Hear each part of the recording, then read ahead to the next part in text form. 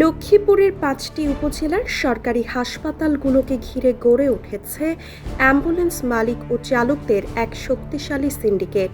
এই সিন্ডিকেটের অনুমতি ছাড়া কোনো অ্যাম্বুলেন্স হাসপাতালে রোগী আনা নেওয়া করতে পারে না। বাইরে থেকে আসা অ্যাম্বুলেন্সকে রোগী নিতে বাধা দেওয়া, মারধর ও অতিরিক্ত ভাড়া আদায়ের মাধ্যমে রোগীদের জিম্মি করে ফেলেছে এই চক্র। এমনকি হাসপাতালের ভেতরে মসজিদের পাশে নিয়মিত অ্যাম্বুলেন্স রাখা ও ধোয়া মোছার কাজ চলায় দুর্ভোগ পোহাতে হচ্ছে সাধারণ মানুষ ও মুসল্লিদের। সরেজমিনে রায়পুর সরকারি হাসপাতালে গিয়ে দেখা যায় প্রতিদিন মসজিদের পাশে ১০ থেকে ১২টি অ্যাম্বুলেন্স সারিবদ্ধভাবে রাখা হয়। সেখানেই চলে গাড়ি পরিষ্কারের কাজ। এতে নোংরা পানি ও জঞ্জালের কারণে হাসপাতালের পরিবেশ যেমন নষ্ট হচ্ছে, তেমনি চলাচলে বিঘ্ন ঘটছে রোগী ও স্বজনদের। শৃঙ্খলা রক্ষায় হাসপাতাল কর্তৃপক্ষ ১০ জন সশস্ত্র আনসার সদস্য নিয়োগ দিলেও পরিস্থিতি বদলায়নি।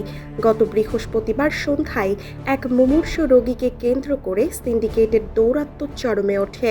সড়ক দুর্ঘটনায় আহত এক রোগীকে রায়পুর থেকে সদর হাসপাতালে নেওয়া হলে সেখান থেকে তাকে ঢাকায় পাঠানোর প্রস্তুতি নেন স্বজনরা। কিন্তু পঙ্গু হাসপাতালে যাওয়ার জন্য অন্য একটি অ্যাম্বুলেন্স ঠিক করতে গেলেই বাধে বিপত্তি।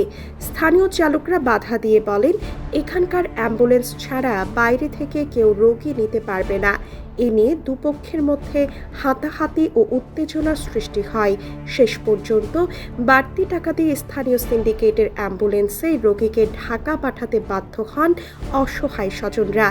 এক রোগীর অভিভাবক আক্ষেপ করে বলেন, হাসপাতালগুলোতে এখন সেবার চেয়ে সিন্ডিকেটের দাপট বেশি। ভাড়ার জন্য প্রায়ই তারা গরিব রোগীদের সঙ্গে দুর্ব্যবহার করে। এদের কাছে আমরা জিম্মি। সিন্ডিকেটের বিষয়ে জেলা ও উপজেলার অ্যাম্বুলেন্স চালকরা ভিন্ন যুক্তি দিচ্ছেন। তাদের দাবি, জ্বালানি তেলের দাম বৃদ্ধি, চাকা ও মোবিলের অতিরিক্ত মূল্যের কারণে তারা ভাড়া কমাতে পারছেন না। এছাড়া মহাসড়ক, সেতু ও ফ্লাইওভারে অ্যাম্বুলেন্সের জন্য কোনো টোল ফ্রি সুবিধা নেই। ঢাকা থেকে ফেরার পথে খালি গাড়ি নিয়ে ফিরতে হয় বলে স্থানীয় চালকরা বাইরের গাড়িকে হাসপাতাল থেকে ট্রিপ নিতে বাধা দেন। আমরা জানি না, এটা কোম্পানিরা জানে না। কোম্পানি বলতে বুঝি নাই, কোম্পানিটা গাড়ির মালিক কার? কোন হসপিটালের? কোন হসপিটালের? কোন হসপিটালের? এটা কোনো হাসপাতালের নেই। তাহলে এই মালিকানা গাড়ি। তো হসপিটাল রায়পুর সরকারি হাসপাতালের কেন রাখবে? দেখো না, এই দেখো, তুমি দেখো, এই দেখো।